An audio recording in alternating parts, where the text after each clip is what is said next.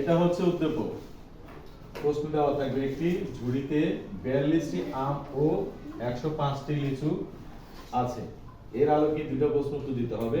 এক নম্বরে সর্বাধিক কতজন লোকের মধ্যে সমানভাবে ভাগ করে দেওয়া যাবে? প্রত্যেকে কয়টি করে আম ও লিচু পাবে?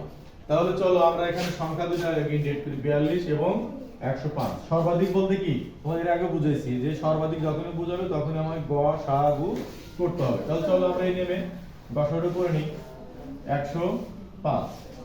এখন আমাদের সংখ্যা নিতে হবে যে দুটার মধ্যেই যায় বা নিশ্চয়ই বিভাজ্য হয়।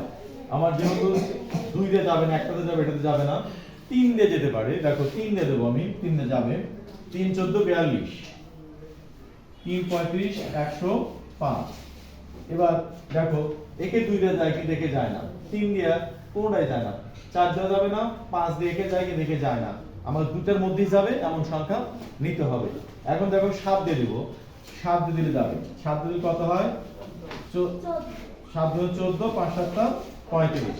এখন দেখো অতএব 42 ও 105 এর গ সা গু সমান এই যে 3 গুণন 7, 3 গুণন 7 সমান কত?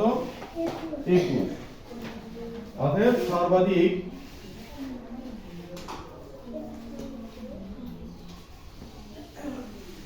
জন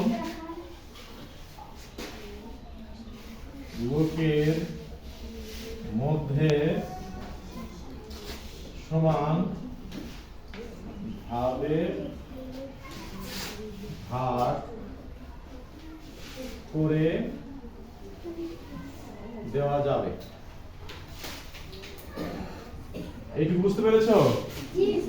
আচ্ছা, তাহলে দ্বিতীয় অংশে যেটা কাজ আছে, কাটো তোমরা কাটো। আরো কত কি হবে? এখন হবে না? আমার দিকে থেকে এত